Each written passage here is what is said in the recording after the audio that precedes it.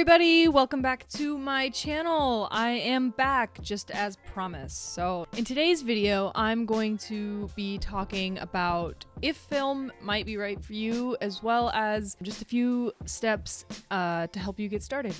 All right, so is film right for you? So I'm gonna list about 5 things to think about if you are considering getting into film. It will help you be a better photographer. So by that I mean it will help you slow down in your photographic process.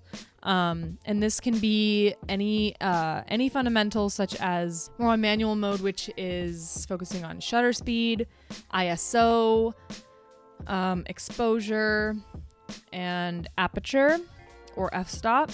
So doing the manual settings and getting that lighting and that exposure and that focus just right. Additionally, it can also help you if you are choosing not to do manual mode, which is 100% fine. It will also help you focus on fundamentals such as lighting, framing, color, composition, your subject, or if you're shooting a person, their poses. So those are all really great things to, if you're already into photography or you've just been shooting on your iPhone or whatever you are doing, or if you're wanting to learn more, that's a great way to really enhance those skills and hone in on your technique, because you know that you can't be great without the basics, right? I definitely found through my own experience it was a great part of when I started getting into film, because at first I was just pointing and shooting literally, and it just over time, I kind of picked up on it and I watched other people's videos and I spent a lot of time with other photographers as well and learned from them. Yeah, it was a great way to build. And you know, the only way to get better is to just do it. So the second thing that starting film photography can help you with, especially if you are already into digital photography or maybe even iPhone photography, I'm sorry, I'm going to say that a lot. It can help you bust out of the perfectionist mindset. And what I mean by that is a lot of times when you do digital photography, you usually hyperfixate on things like focus or color correction or grain or noise, as they say, and like little things. And you know, when you're shooting a shoot with digital, you can see the picture immediately and you can be like, oh, I don't like that, do this, do that, do that. But with film, you kind of just get what you get. When you take the photo, you get what you took, but you don't get to see it immediately. So with that perfectionist, I personally got into film for the imperfections. I know not everybody is like that, but I know a lot of film photographers who are.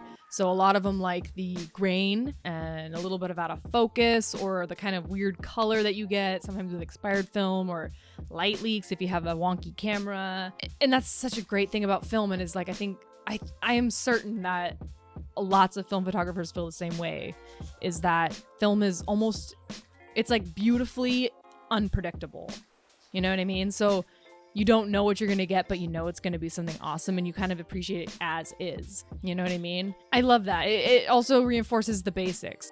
You know, with those imperfections, you learn to trust yourself and the camera and the film. Number 3, which is one I think it's kind of a big one, but it's kind of to each their own. I personally love not messing with Photoshop. I think Photoshop is wonderful for when you need it and for the appropriate time and place and photos and whatever. If I was doing a paid digital shoot, I would absolutely use Photoshop. Or if I was doing some sort of wild, it literally depends on the shoot or what you're photographing. But sometimes you don't want to mess with Photoshop. You don't want to have to color correct, or you don't want to have to touch up something or put something in focus or noise reduction or anything like that. And film is great because I keep saying this, but it's like you take the photo and what you get is what you get. And that's the art of film. You know what I mean? It's like, that's like, you don't take a Polaroid photo and then edit it, right? You just don't do that because you appreciate the photo as is. And that's kind of the whole idea around film. You know what I mean? You don't have to be stressed about having to be like, oh, well, I can just edit that in post, or I'll fix that later, like whatever, you know what I mean? But don't get me wrong, I have edited, or I have used Photoshop on my film photos, but only in the regard of like straightening an image or taking sometimes there's something in the background I don't really like, so I will take that out. I would never color correct or reduce the grain, the noise or whatever. I would never ever turn a color film photo to black and white. that's like illegal in the film community. It's just something you don't do because why are you shooting film if you're just going to change everything? That's the whole point, is if you want to shoot black and white photos, you shoot black and white. If you want to shoot color, then you use color film. Yeah, I have not met a person who has actually done that, but if I do, probably gonna have some words with them. I'm just kidding. I don't really care what you do whatever you want. But yeah. Anyway, you don't have to worry about Photoshop, so sometimes that's nice for people. Number 4, patience. It teaches you patience because you don't get to see your photos immediately after you take them. And I think this is one of the shittiest things about taking film too. It's like one of the greatest, but it's also like, God damn it kind of moments. You're in a really awesome setting or a moment or somebody you really care about or love or like, whatever. I don't know. You see something cool and you photograph it and you're like, wow, man, I really want to see that photo. I know it was so good. Right? But then you still got to wait till you finish the entire roll. Right? And then you got to wait to get it developed as well. So that's like, it can be anywhere from a couple days, depending on how fast you shoot, get it developed, or it can be like weeks or a month. I've been in both situations. I've actually scrapped rolls because I wanted to see the photos so badly. I was like, I'm not gonna shoot anymore. Let's just get this done. Let me get it developed, which is fine too. I mean, it's money. It's something you have to pay for, so you might as well shoot the whole roll, get your money's worth. But it happens to the best of us because you want to see your fucking photos. Nothing wrong with that. Anyway, yeah, patience. And then number 5, something that you get to experience when you shoot film is experimentation. You really have to put your faith in yourself and your camera and the film.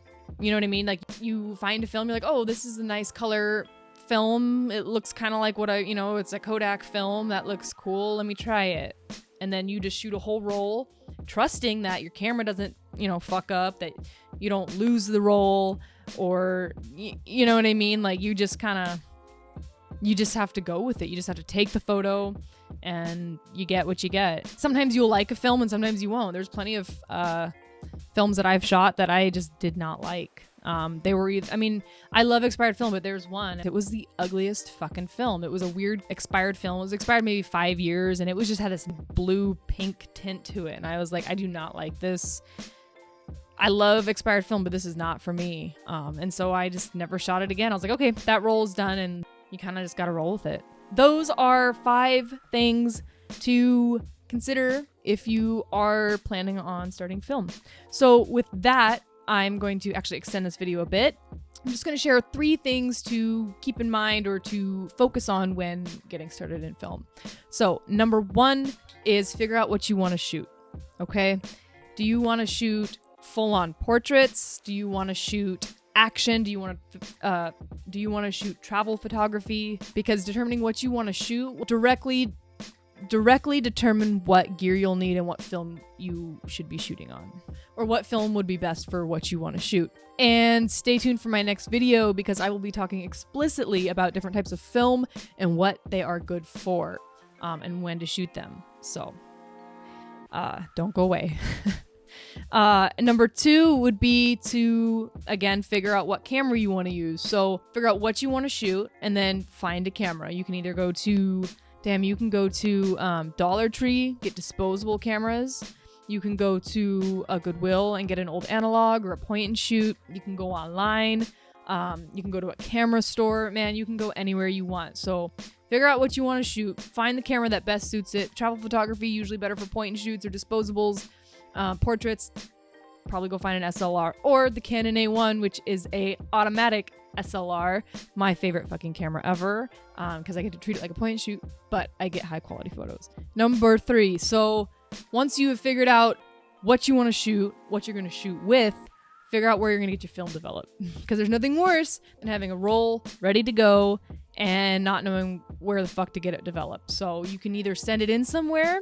You can take it to a analog camera store that does developing. You can buy your own kit. They sell them on Amazon, as well as, I think, photo stores. I think like B&H Photos. If you're in Seattle, Washington, Glazer's Camera has them. Quick Google search. I'm sure you can find it very quickly. Anyway, that is 5 things to think about if you're considering getting into film, as well as 3 things to focus on once you've decided to get into film, to get you started. So anyway, like I said previously, my next video will be on focusing on different films and the best settings for those specific films. So stay tuned if you want to hear about that. That will be up shortly. Anyway, thank you again for watching and sticking around, and I will see you next time. Thank you.